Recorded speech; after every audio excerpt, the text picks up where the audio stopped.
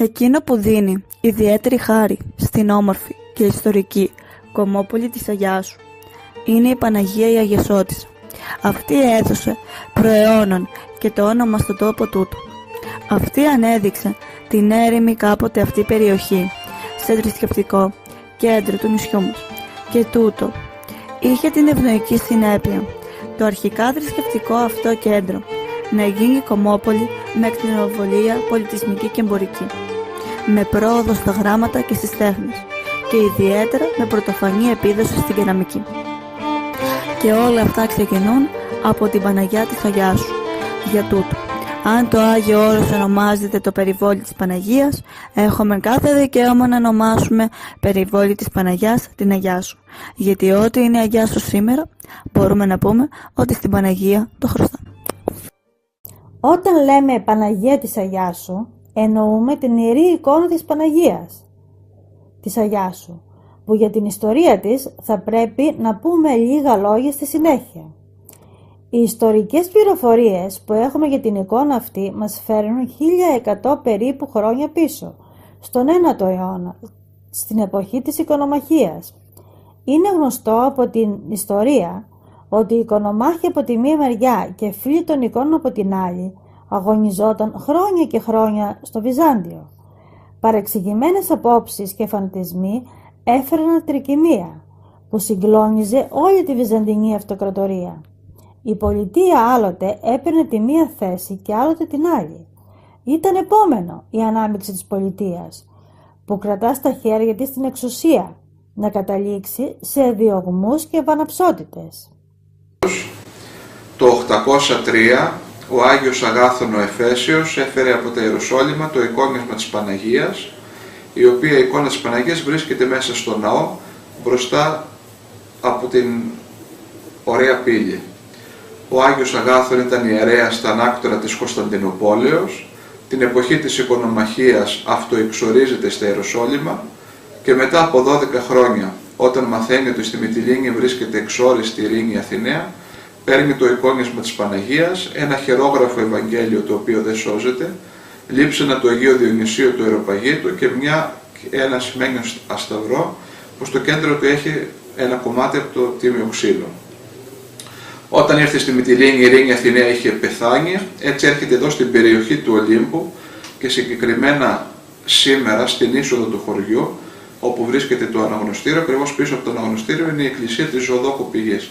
Αυτό το σημείο επέλεξε ο Άγιος Αγάθων, έφτιαξε μια καλύβη, εναπόθεσε μέσα την εικόνα της Παναγίας και τους υπόλοιπους θησαυρούς που έφερε και γύριζε τους οικισμούς που εκείνα τα χρόνια ήταν διάσπαρτοι μέσα στα βουνά, για να διαπιστώσει την ευλάβεια του κόσμου τόσο προς το πρόσωπο των Αγίων όσο και προς το πρόσωπο της Παναγίας, επειδή ακριβώς ήταν η εποχή της οικονομαχίας.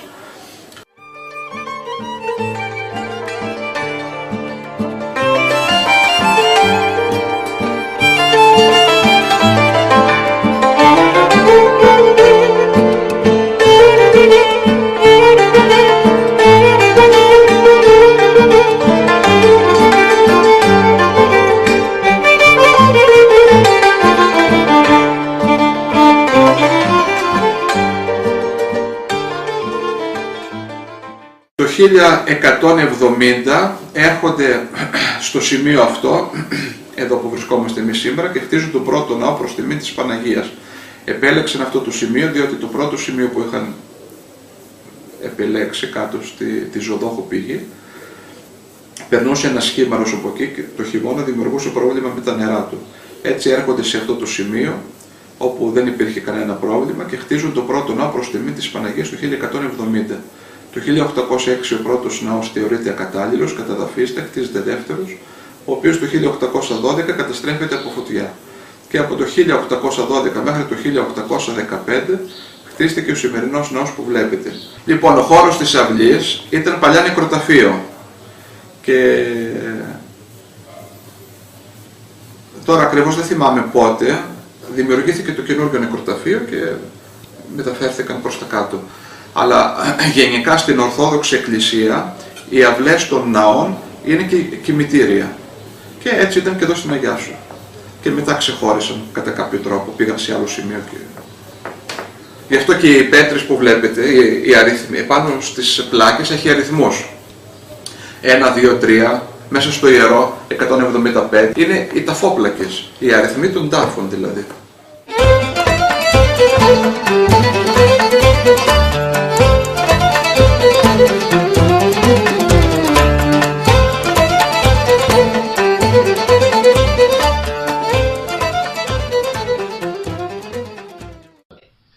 Το χωριό δεν χτίστηκε γύρω-γύρω από την εκκλησία. Γιατί την περίοδο της τουρκοκρατίας ο Τούρκος διοικητής της Μυτιλήνης είχε ένα κοριτσάκι το οποίο ήταν άρρωστο, δεν μπορούσε να το θεραπεύσει στους γιατρούς που πήγαινε. Τελικά το έφερε στην εκκλησία και επειδή το κορίτσι αυτό θεραπεύτηκε,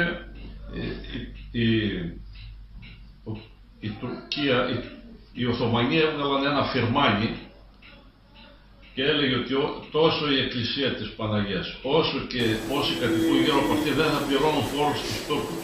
Γι' αυτό όλοι οι κάτοικοι από τα γύρω χωριά ήρθαν εδώ και κατοικήσαν γύρω-γύρω για να μην πληρώνουν το φόρο. Η εικόνα της Παναγίας είναι από κερί και μαστίχα, είναι έργο του Ευαγγελιστή Λουκά, δηλαδή του 1ου αιώνα, και φέρει την επιγραφή Μήτηρ Θεού Αγία Σιών. Το χωριό ονομάστηκε Αγία Σιών λόγω της εικόνας και σιγά σιγά το Αγία Σιών με την παραφορά έγινε Αγιάσος.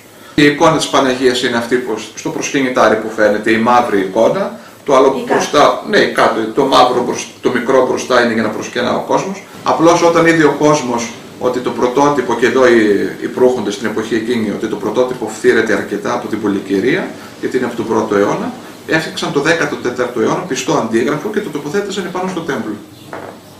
Και αυτή το αντίγραφο λιτανεύεται. Και στους χαιρετισμούς της Παναγίας που βγαίνει είναι το αντίγραφο, και 8 Σεπτεμβρίου που κάνουμε τη λιτανία πάλι, και τη Ζωδόχου Πηγής και την Κυριακή της Ορθοδοξίας.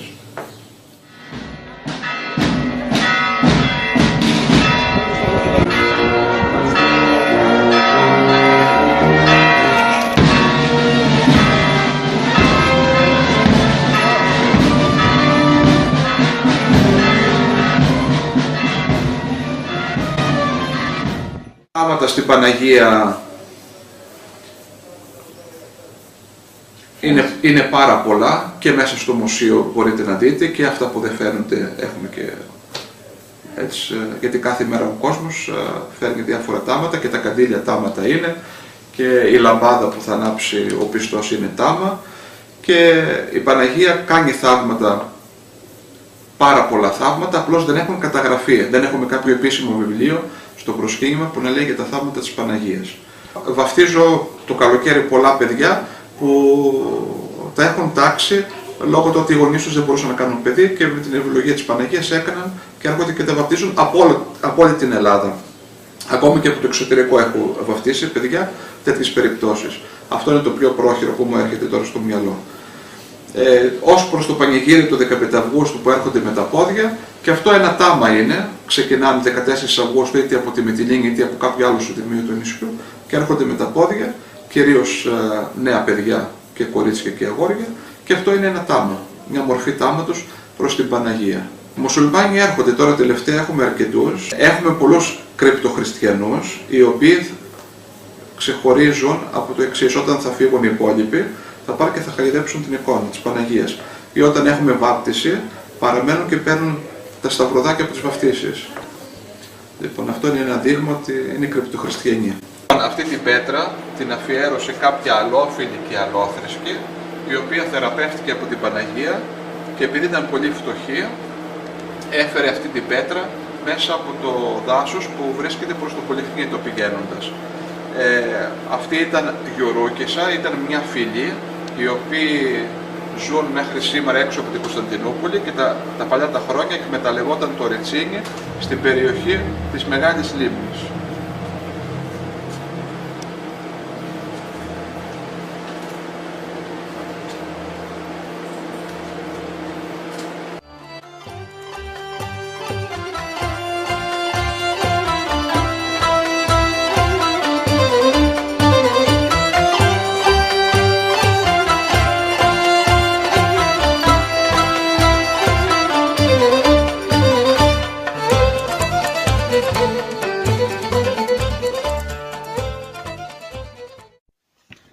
προσκυνητές βέβαια είχαν ανάγκη από τροφή από κάποιο πανδοχείο, ώστε να μπορούν να διανυκτερεύουν χωρίς κίνδυνο, αφού και το κλίμα της Αγιάσου είναι αρκετά ψυχρό, με το υψόμετρο που έχει 650 μέτρα.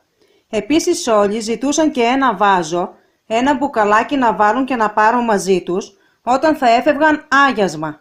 Αλλά πού να βρεθούν τόσα μπουκαλάκια εκείνα τα χρόνια? Έξυπνοι και εφευρετικοί οι Αγιασώτες άρχισαν να κατασκευάζουν κανατάκια από κατάλληλο χώμα και αυτή η ανάγκη για τη μεταφορά του αγιάσματος έγινε η αρχή να αναπτυχθεί στην Αγιάσο η αγκιοπλαστική σε βαθμό αξιοθαύμαστο.